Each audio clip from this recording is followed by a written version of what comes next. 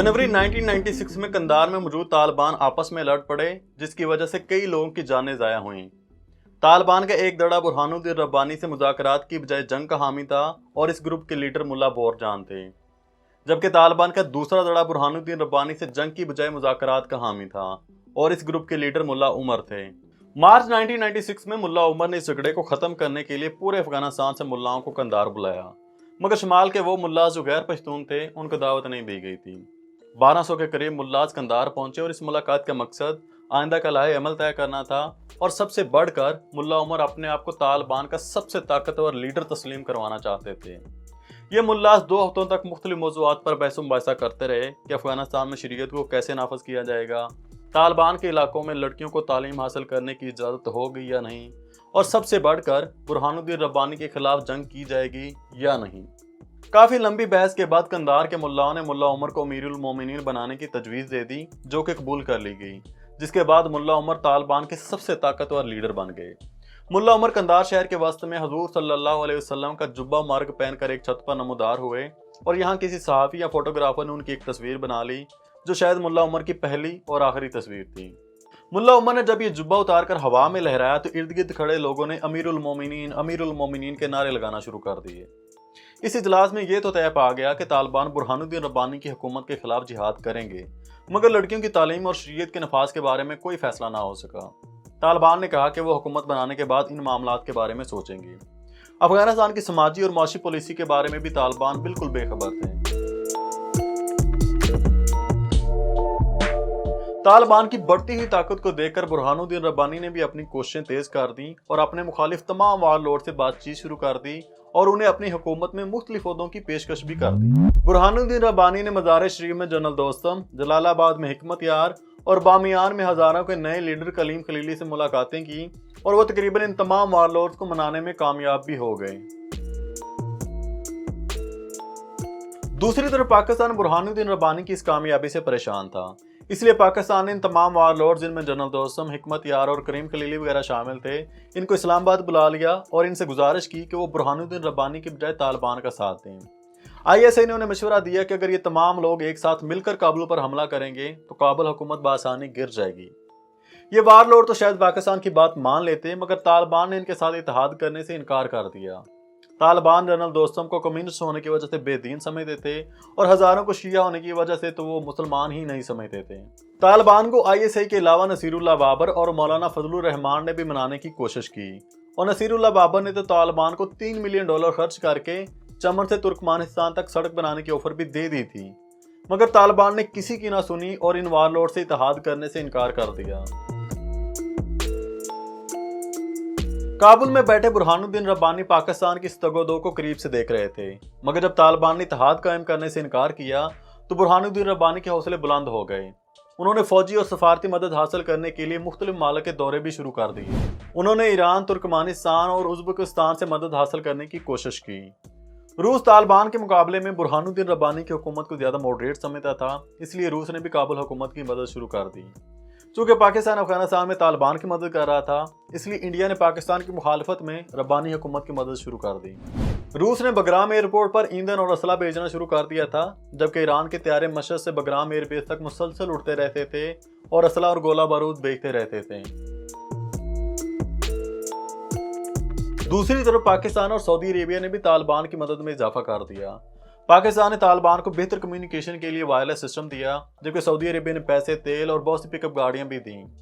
यहाँ मजे की बात यह है कि अमेरिका भी यहाँ तालिबान की मदद कर रहा था और उसकी वजह यह थी कि अमेरिका वसी एशिया की गैस और तेल पाइपलाइनों के जरिए इंडिया और पाकिस्तान तक लाना चाहता था और तालिबान इस मंसूबे के हामी थे। दूसरा, ईरान के बारे में अमेरिका और तालिबान के ख्यालात एक जैसे थे, इसलिए यहाँ अमेरिका ने सामने आए बगैर तालिबान की मदद जारी रखी। तालिबान ने पिछले 1 साल से काबुल का घेराव कर रखा था और जिस तरह कभी गुलबदीन हिकमत यार काबुल पर रॉकेट बरसाया करता था, तालिबान भी उसी तर्ज पर काबुल पर रॉकेट फेंक रहे थे। चूँकि तालिबान की फौजी तरबियत ज़्यादा अच्छी नहीं थी, इसलिए ये रॉकेट अहमद शाह मसूद की फौज को हिट करने की बजाय शहरी इलाकों में गिरते रहते थे और तबाही मचाते रहते थे। गुलबदीन हिकमत यार ने बुरहानुद्दीन रब्बानी की ऑफर तस्लीम कर ली थी और रब्बानी हुकूमत में वज़ीर आज़म का ओहदा भी कबूल कर लिया था। इसके अलावा गुलबदीन हिकमत यार ने काबुल हुकूमत की मदद के लिए अपने 1000 जंगजू भी काबुल भेजे, मगर उस दिन तालिबान ने रद्द-ए-अमल के तौर पर काबुल में रॉकेटों की बरसात कर दी, जिसमें 60 अफराद हलाक हुए और सैकड़ों जख्मी भी हुए। जुलाई 1996 में सऊदी इंटेलिजेंस के सरबराह शहजादा तुर्की उल फैसल ने पहले इस्लामाबाद और फिर कंधार का दौरा किया, जिसके सिर्फ 2 माह बाद तालिबान ने बड़े पैमाने पर अपनी पेशकदमी शुरू कर दी, मगर काबुल की बजाय जलालाबाद की तरफ। जलालाबाद पर मुजाहिदीन शूरा का कब्जा था, जिसके सरबराह हाजी अब्दुल कदीर थे। पाकिस्तान और सऊदी अरेबिया ने हाजी अब्दुल कदीर को $10 मिलियन की रिश्वत दी और उसे जलालाबाद खाली करने पर राजी कर लिया। इसके अलावा पाकिस्तान ने उससे वादा किया था कि पाकिस्तान उसकी फरार होने में भी मदद करेगा। अगस्त 1996 में जब तालिबान ने अचानक जलालाबाद पर हमला किया तो मुजाहिदीन शूरा घबरा गई। इसके अलावा पाकिस्तान ने मुहाजिर कैंपों से हजारों मुसल्लह अफराद को बॉर्डर क्रॉस करवाकर जलालाबाद पर दावा बोल दिया। तालिबान जब जलालाबाद में दाखिल हुए तो उन्हें किसी भी बड़ी मुज़ाहमत का सामना ना करना पड़ा। बस कुछ जगहों पर हल्की फुल्की नोकझोंक हुई, मगर तालिबान ने जलालाबाद पर बआसानी कब्जा कर लिया, जिसके बाद हाजी अब्दुल कदीर भागकर पाकिस्तान आ गए। तालिबान ने अगले चंद दिनों में नंगरहार, लुघमान और कुन्नड़ पर भी कब्जा कर लिया, मगर सितंबर में तालिबान ने एक ऐसी कामयाबी हासिल की जिससे अहमद शाह मसूद के भी हौसले पस्त हो गए। तालिबान ने अचानक सरोबी पर हमला किया। यहाँ अहमद शाह मसूद की फौज तैनात थी, जो तालिबान के अचानक हमले से घबराकर काबुल की तरफ भाग गई और यूं तालिबान ने काबुल के दरवाजे यानी सरोबी पर भी कब्जा कर लिया। अब तालिबान के एक दस्ते ने जुनूब से काबुल की तरफ पेशकदमी शुरू कर दी, जबकि दूसरे ने जलालाबाद से। तालिबान के तीसरे दस्ते ने सरोबी से आगे बढ़ते हुए बगराम एयरबेस पर हमला किया और उस पर कब्जा कर लिया, जिससे अहमद शाह मसूद को जो फजाई मदद मिल रही थी वो खत्म हो गई। अहमद शाह मसूद काबुल में एक पहाड़ी पर चढ़े और दूरबीन से जब उन्होंने दूर तक नजर दौड़ाई तो तालिबान की दर्जनों पिकअप गाड़ियां काबुल की तरफ बढ़ रही थीं, जिन्हें तालिबान की तोपें कवर दे रही थीं। इसके जवाब में अहमद शाह मसूद की रूसी साख्ता D-30 तोपें तालिबान को जवाब दे रही थीं। हर तरफ से तालिबान को आता देखकर अहमद शाह मसूद समझ गए अब काबुल को डिफेंड करना तकरीबन नामुमकिन है, इसलिए अगर उन्होंने अब भी जंग जारी रखी तो रहा सहा काबुल भी तबाह हो जाएगा और काबुल के लोगों में जो उनकी थोड़ी बहुत इज्जत बच गई थी वो भी खत्म हो जाएगी। इसलिए उन्होंने अपनी फौज को काबुल खाली करने का हुक्म दे दिया था, जिसके बाद उनकी फौज पीछे हटना शुरू हो गई थी। बस फौज की छोटी छोटी टोलियां पीछे रह गई थीं, जो तालिबान की रफ्तार को सुस्त कर रही थीं और काबुल में जो थोड़ा बहुत असला रह गया था उसको तबाह कर रही थीं। जिस दिन अहमद शाह मसूद काबुल से निकले, तालिबान उसी दिन काबुल में दाखिल हो गए। तालिबान ने काबुल में दाखिल होने के साथ पहला काम ये किया कि उन्होंने डॉक्टर नजीबुल्लाह को ढूंढना शुरू कर दिया। हम आपको पिछली वीडियोस में बता चुके हैं कि 1986 में डॉक्टर नजीबुल्लाह अफगानिस्तान के सदर बने थे, मगर जब अहमद शाह मसूद ने काबुल पर कब्जा किया था तो नजीबुल्लाह ने अक़वाम मुत्तहिदा के दफ्तर में पनाह ले ली थी।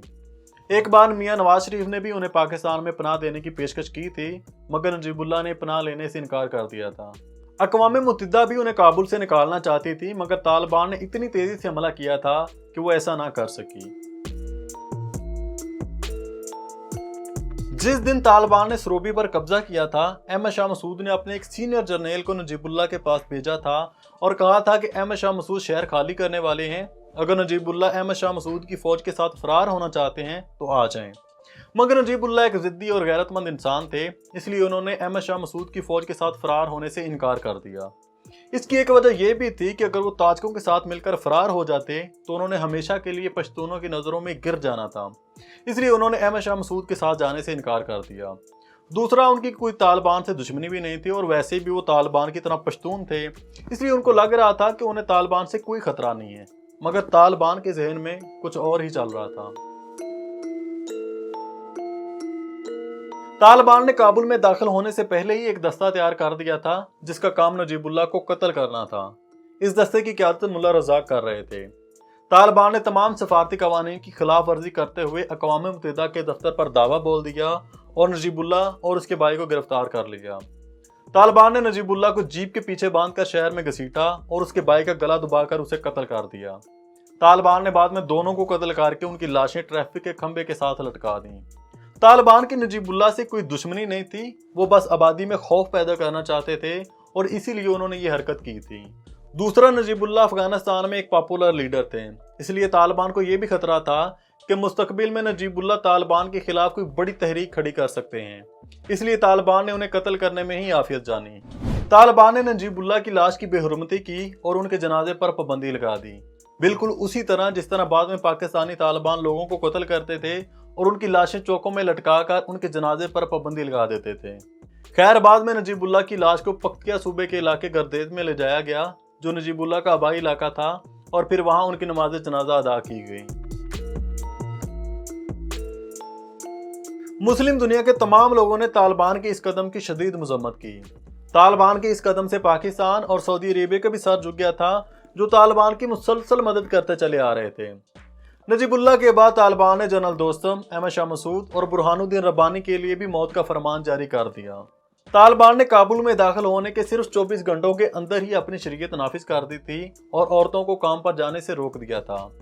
काबुल में जंग की वजह से मर्दों की एक बहुत बड़ी तादाद कत्ल हो गई थी, जिसकी वजह से बहुत से घरों की माली जिम्मेदारियां अब औरतों पर आ गई थीं। काबुल में तकरीबन 25,000 ऐसे घर थे जिनकी कफालत की जिम्मेदारी बेवा औरतों पर थी, मगर तालिबान ने इन औरतों को भी बाहर निकलने से रोक दिया और इनकी कोई माली मदद भी ना की।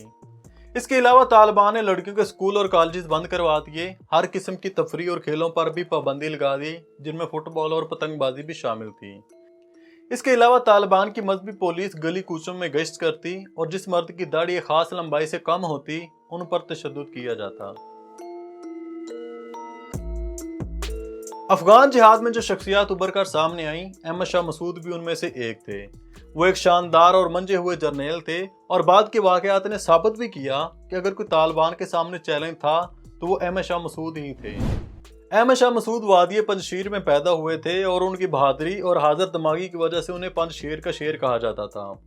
वो गोरीला जंग के माहिर थे और उन्हें सोवियत फौज भी शिकस्त देने में नाकाम रही थी। सोवियत जर्नैल भी उनकी बहादुरी के मद्दाह थे। अहमद शाह मसूद की तकरीबन 20,000 फौज थी और फौज का हर सिपाही उनके एक हुक्म पर जान देने को भी तैयार था। मगर जब 1992 को उन्होंने काबुल पर कब्जा किया तो उनकी फौज मगरूर हो गई, जिसके बाद उन्होंने लोगों को तंग करना शुरू कर दिया। उनके फौजी रिश्वत भी लेते थे और कभी कभार लोगों के मकानों पर भी कब्जा कर लेते थे।